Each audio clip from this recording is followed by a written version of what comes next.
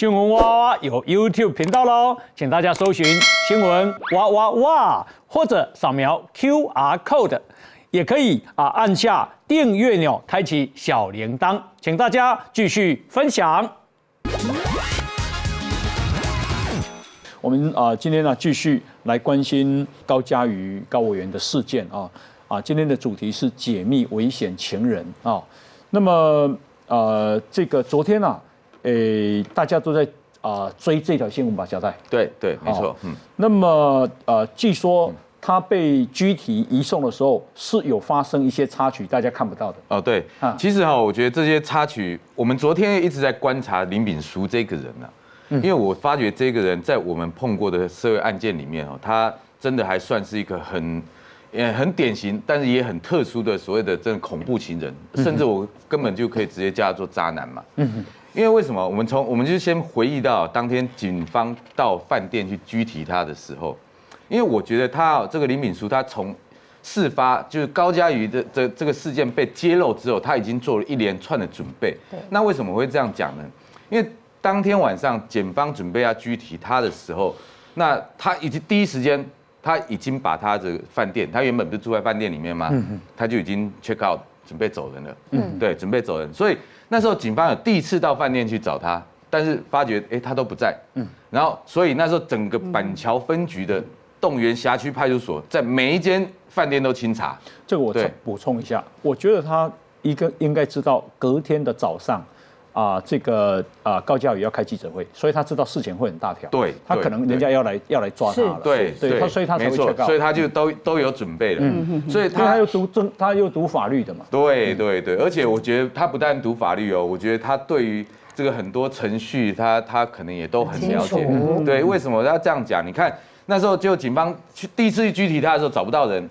然后清查所有饭店，发觉还是找不到，所以才在凌晨快接近凌晨的时候再回到饭店去。好，那一回到饭店的时候，嘟嘟好，就那么巧，他跟一个吴姓女孩子刚好从饭店走下来要离开，刚好两方就在大厅碰到。那警方因为有照片嘛，一看到这个是林炳书，然后马上就说对他盘查说，那个林先生，你可不可以出示一下你的身份？我们是板桥分局，那我要再对你再盘查。那个清查，就那个林炳书第一句话就回说：“你凭什么查我身份？你凭什么查我身份？”然后警方就讲说：“那我们是有拘票的。”那他那时候第一句话就回：“我知道嘛，你们是为高嘉瑜的事情来的嘛。”那拘票在哪里？所以警方一出示拘票，一就惊掉了。他那时候是喊一声说：“你们有拘票哦！”对，就是我惊掉那种感觉啊。但随即又恢复冷静。这时候他竟然叫这个女孩子去结清那个饭店的钱，叫那个小姐，对，叫那个小姐，对，就说你吴小姐了，对，去处理，把这个饭店钱结掉，然后他就跟警察回去。可是这时候你看很好笑，他知道很多媒体在这个警察局门口，所以他第一件事要求什么？整理仪容。哇，知道要被拍了，他要知道要被拍了，他还说可不可以先把我头发什么都整理好，然后他就警方才想说你这是什么东西？他对细节非常细节很重视，所以到了分局门口，他也是跟大家讲就是说而且当媒体还没开口，他已经讲说这个都不是我拍的哦，对，什么都不是跟我无关，都是高嘉瑜自己拍的，等一些话语。好，那到昨天移送到地检署之前。他一步出分局，他第一个讲什么？他说：“我有好多话要讲，我有好多话要讲。”对警察都不让我讲，那确实嘛，你在这种公共场所讲那一大堆有的没的干嘛？所以他一直被阻止，但是他还是说我有很多话要讲。然后这包括他一直在重复所有的影片、照片都不是他拍的都是高嘉瑜自愿拍的，甚至他还讲说都是他在长进，都是他在长进，都不是我。好，那到了地检署之后呢，他还是照例要求先整理仪容，所以他一定要帅帅的出场，都要帅帅出场，而且你看不出他有那种紧张的神色，反正他就是应答自如，对，所以我觉得他很多的细节他都掌握得非常的清楚，对，所以我觉得他的人格确实是有一点点的问题，而且我觉得他有预设很多未来在官司上的一些断点，譬如我觉得不见得只对高嘉瑜，可能对其他人都一样。像甚至他在跟高嘉瑜在一起的期间，他就已经在透露说他有这个常常睡不着觉，有精神上的疾病，所以他必须要吃药等等。那我觉得他就可能会为了以后的事情去设出一个断点。好，那我想先请教文婉哦，你觉得他说，因为高嘉瑜就是因为那个不雅的照片跟影片，所以让他非常的威胁，那让他非常恐惧，所以一直被威胁着。没错。那他说那是高嘉瑜自己拍的，自己长进的。你相信吗？其实我觉得这个男的到目前为止啦，他讲的话已经没有任何的公信力可言啦。因为从一些黑历史看来，其实他一个很惯有的手法就是他会把责任都推到别人身上。包括昨天其实大家一直在掀他的黑历史。大家有没有看到有一个消息？我看的还蛮震惊的，因为他曾经被一个女生告所谓的性侵，可是后来他也像你知道吗？跟猴溜赶快金蝉脱壳，他把所有的罪后来是因为这个女生指控他。这个所谓的载他到山区，然后呢，这个袭胸甚至有一些不礼貌的行为，所以这个女生后来控告他。可是这个男生可能就像这个刚刚小赖提到，他其实已经设好很多断点，包括他提供的是女生对他好的一些资讯啊，就是说我很想你啊，我想其实这个怎么来的我们不知道，但你会知道说他很知道自己要怎么退场。所以你说长进，我觉得你说可能吗？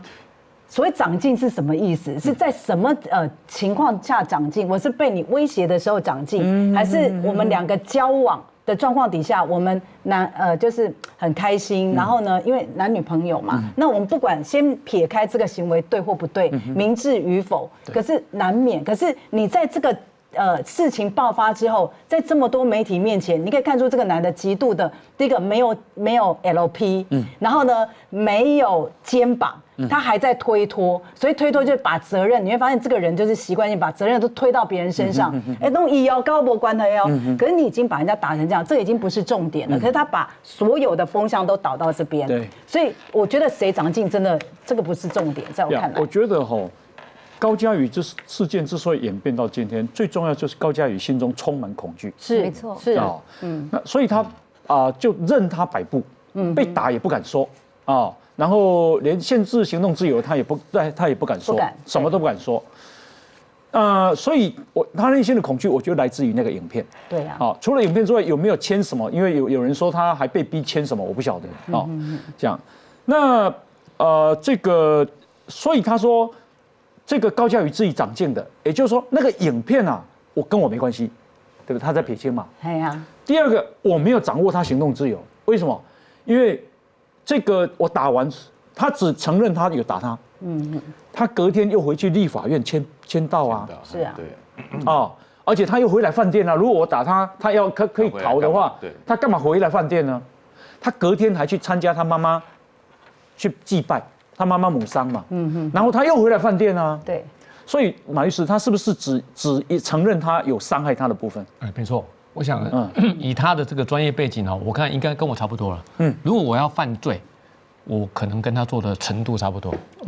譬如说像这个打人没话说了有伤单那个比较不好。那个验伤了嘛，那个对，验伤。所以妨碍自由的部分呢，妨碍自由的部分跟所谓的妨碍秘密、偷拍是妨碍秘密，这两个他断点都做得非常好。像妨碍自由的部分，我们要拘禁他，限制他一定行动自由，但是你会发现，他跟他在一起那几天的时间，也许留在饭店里面，但是又出去又回来。所以我们通常很难去解释说，一个人被我限制行动自由以后，当我让他离开以后，他会再回来，这点是不合常理的。这点不合常理。那我要怎么去解释？其实我有个东西控制着他，叫他回来，他不得不回来。对，这是另外一个恐惧力的延伸。那这个要证明出来，就是我们刚刚这个统一大哥刚刚提到的，高嘉瑜一直很怕一个东西。那这个东西可能会一直连带他所谓的妨碍秘密，他告跟不告。还有一个叫他回来。他一定要回来，叫他跪着，他就要跪着，所以这个东西就是我们可能刚刚提到，可能是影片会造成这样的一个恐惧力，那但是这个家伙，这个林小，这个被告呢，其实他非常的聪明，所以他通常在我想说有心机的渣男，在两个人浓情蜜意的时候，对，如果把所有的行为都把它录下来，我相信没有一个人能够防的，除非这个女生也是很有心机。我说过很难。对，如果今天遇到这样的一个有心机的男人，枕边人有心机，我讲真的，没有人防得了啦。